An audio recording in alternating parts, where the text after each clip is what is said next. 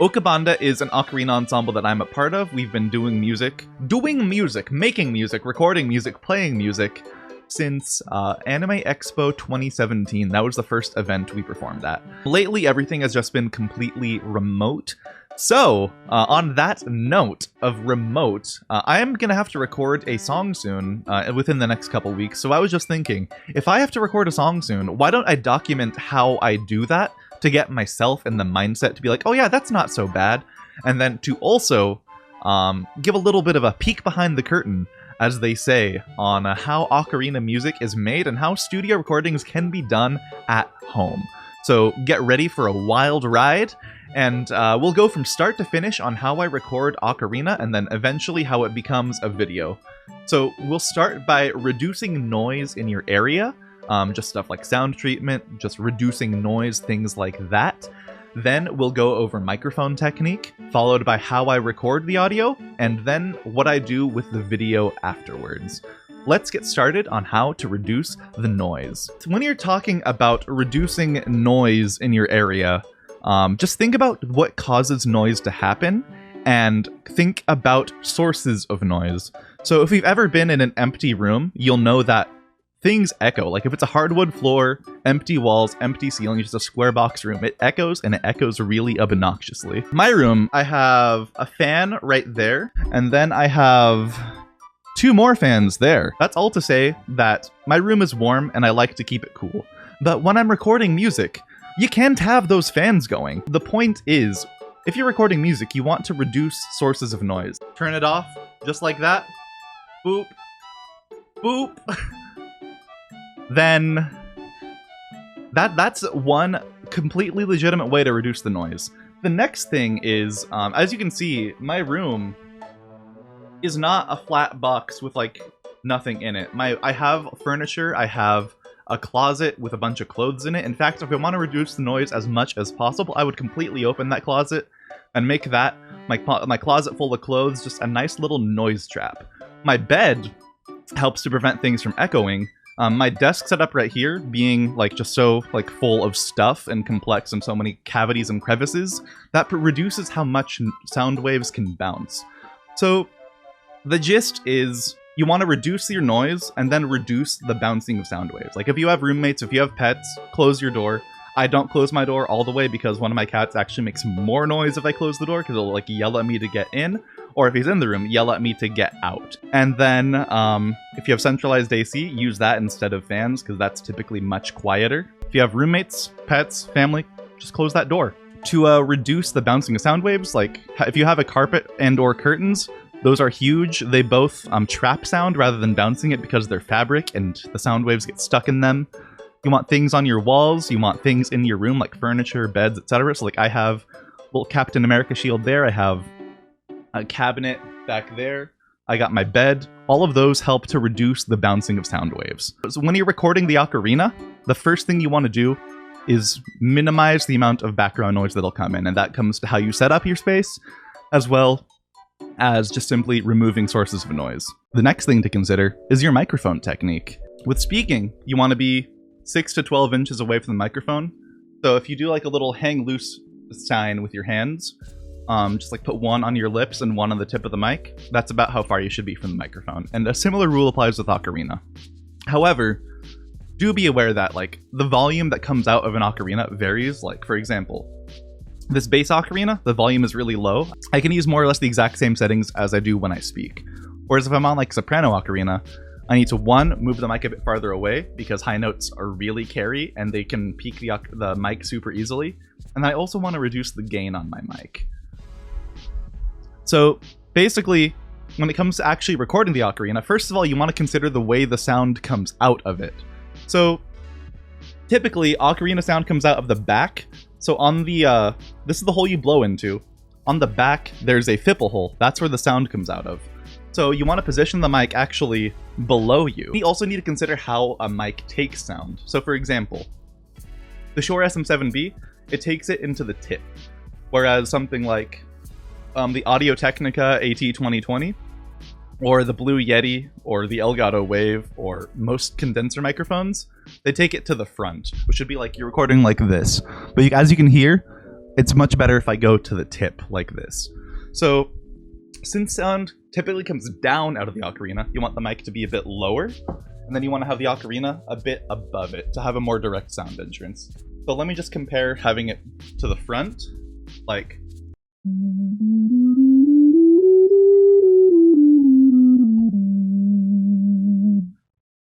compared to having it below.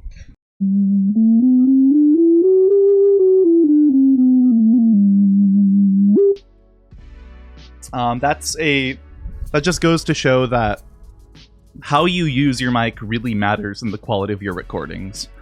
And then going on to how you use your mic, dynamic microphones, they really need you to be really close to the mic for best quality. Because they reject a lot of external sound and they can handle much higher amplitudes. They're not going to be as like detail oriented as a condenser microphone, but you need to be close if you want to get the ideal quality. Whereas with a condenser microphone, you could be like out here and it'll get a relatively balanced sound still. Whereas this sounds sound-wise washed out. And if I'm like out here, even more washed out relatively. You're gonna want to be right there, in on it, etc. Mic technique, it matters a lot. And then the last point to consider is you need your position to be consistent. So if I'm playing the ocarina and I'm just really jazzing out with it, dancing along, just getting into the music, if I'm like...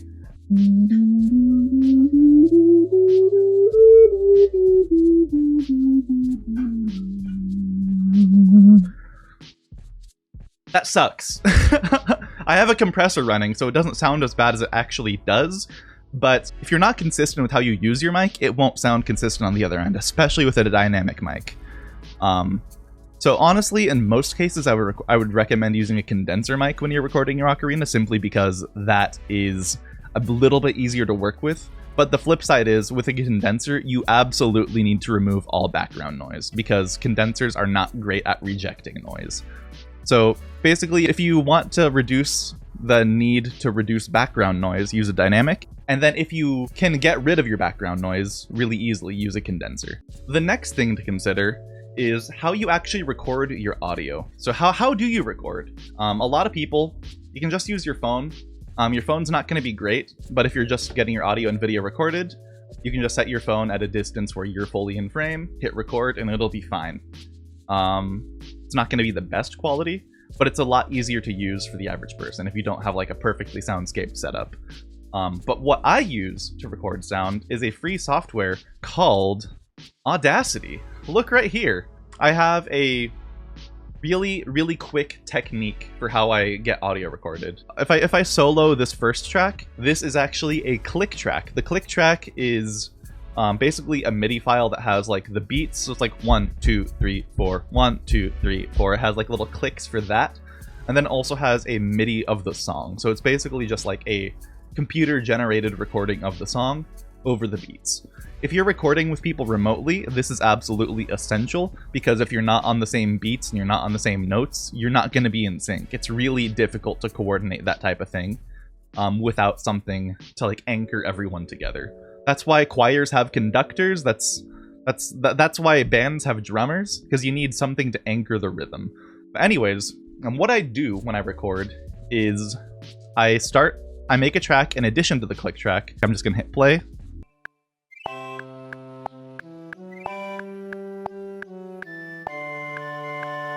So as you can hear, that's basically just the you can hear clicks, you can hear the sound of the song, but it's a MIDI file. It's not the actual recording.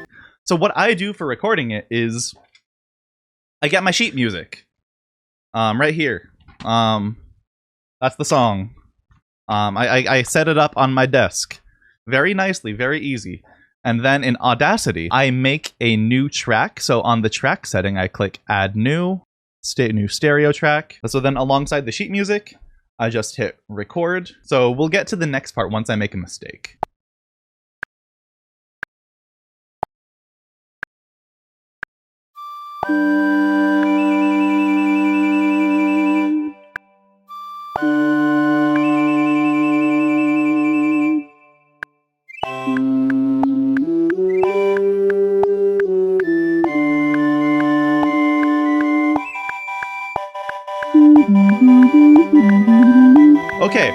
So as you can see, I made a little mistake, or as you can assume based off of my hesitation right there, I made a little mistake right here. I was a little late on the entrance right there. So you'd think, okay, Andy, you just record back again from the beginning. No, I will not. I actually did a pretty decent recording right there, so I'm not going to. Instead, I'm gonna delete the mistake right there, because you can just delete mistakes, and then make a new track, and then continue recording from that track. So I'll start with a little bit of overlay, but then it gives me ample time to prepare. So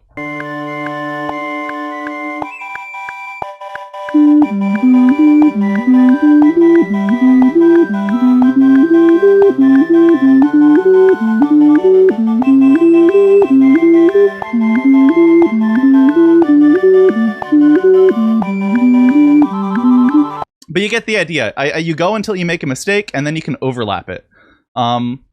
Ideally, you're just going to do phrase by phrase, like I did right at the beginning. Like, this is the end of a phrase, this is the start of a phrase.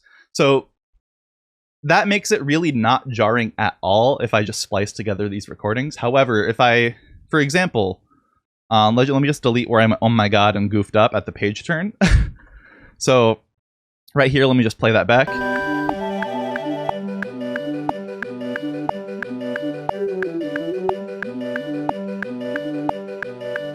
So right there, I goofed up. So I can go back to this track and try to play alongside the little bit to blend that in, and then I can continue going.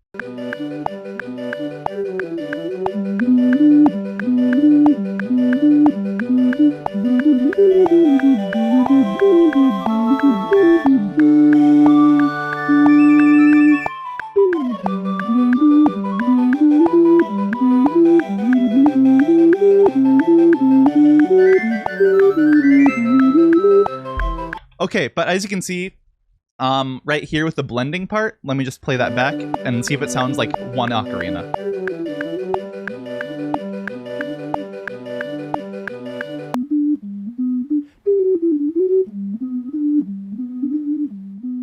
Right here, let me just zoom in and I can cut these two tracks apart.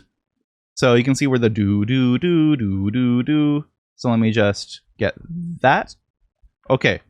Well, rather than delete, because Audacity will ripple delete, I want to set amplitude to -50. And then right here, seamless, totally seamless.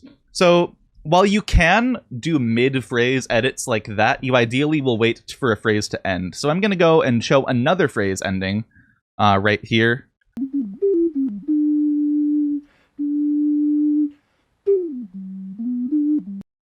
Okay, so right here, from right here, I hold a note and then I have to breathe in the middle because I'm a weak baby who just did a very difficult 8th note run.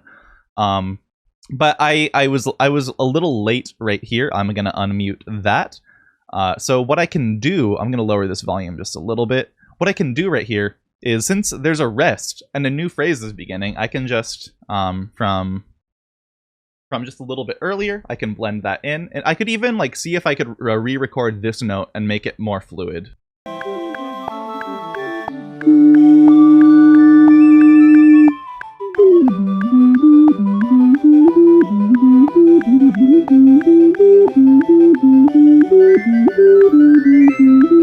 You do get the idea. That being, if you make a mistake, you can just go back and forth between tracks. Do a little bit of overlap if it's between a phrase, and then do a little bit of a seamless edit to make it blend in. Or if it's a different phrase, you can just record from that phrase. So it's a really, really nice and easy way to atone for your sins and make up for your mistakes. So this is how I record the audio side of Ocarina stuff.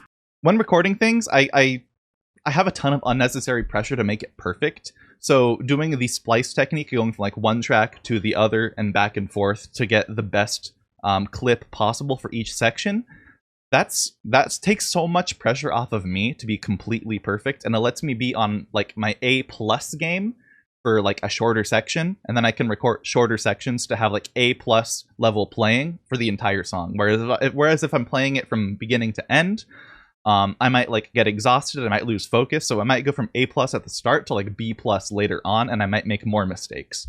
So I just to reiterate, once I make a mistake, I switch tracks, I go back to the start of the last phrase, and I re-record the problem segment after some practice. I delete the overlapping sound from the original track, and then I record again until my next mistake. And once I make another mistake, I repeat the process again and again until the end of the recording. So it's basically jumping back and forth between 2 or more audio tracks to quickly remove mistakes and record the best performance possible.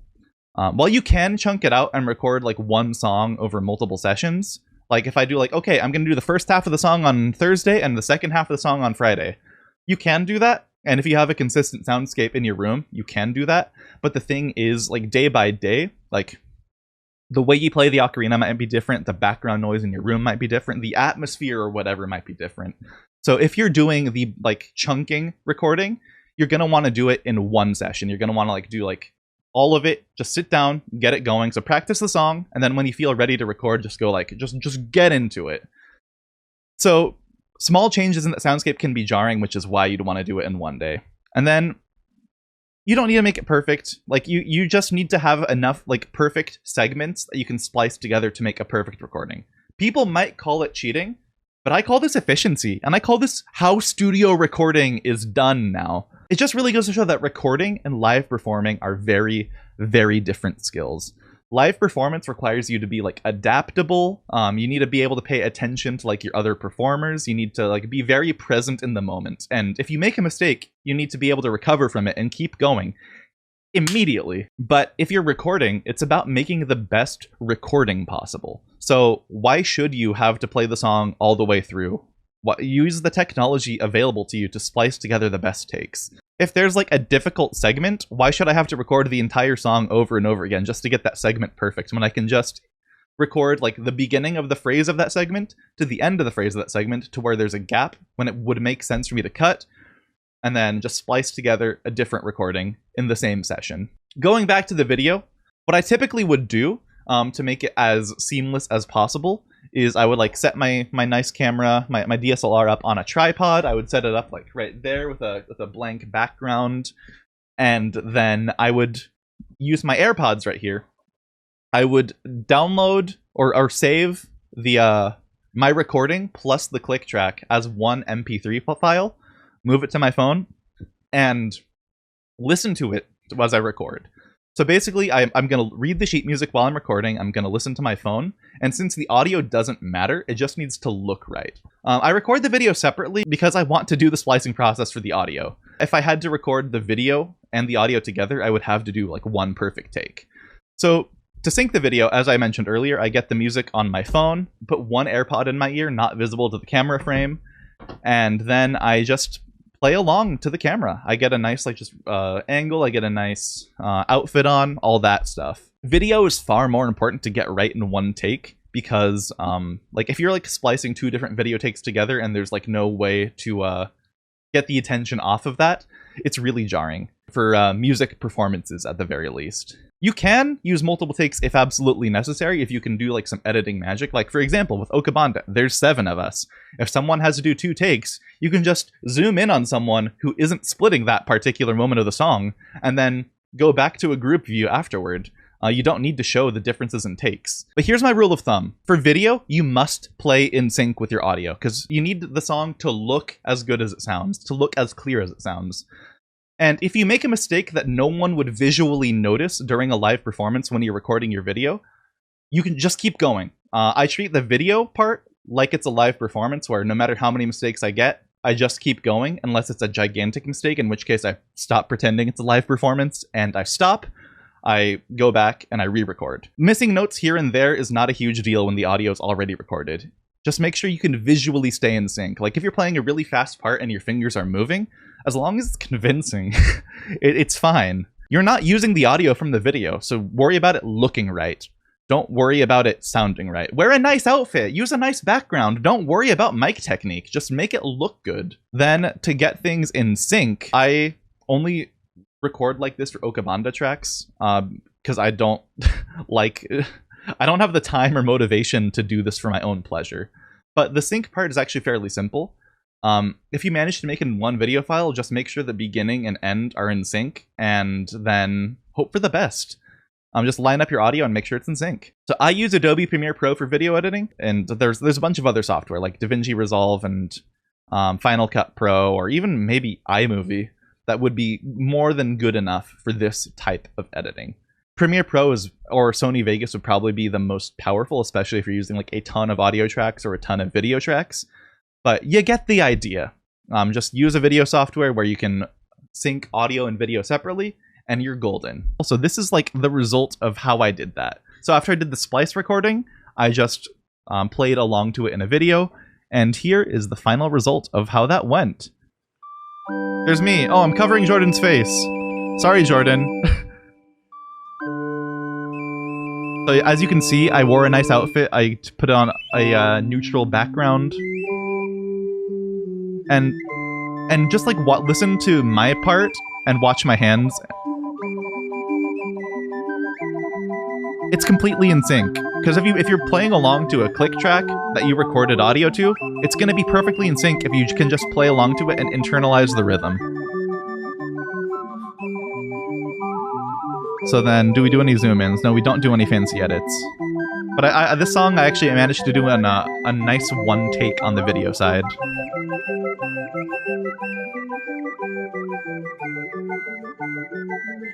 That concludes the Ocarina recording segment. Be sure to leave a like if you enjoyed the video, subscribe for more, and have a great rest of your day. And remember, if you're an Ocarina player, keep tuned, and if you're not an Ocarina player, why? Get an Ocarina. I have videos on what ocarinas are good. But again, thank you for watching, have a great day, and remember to subscribe. See you next time.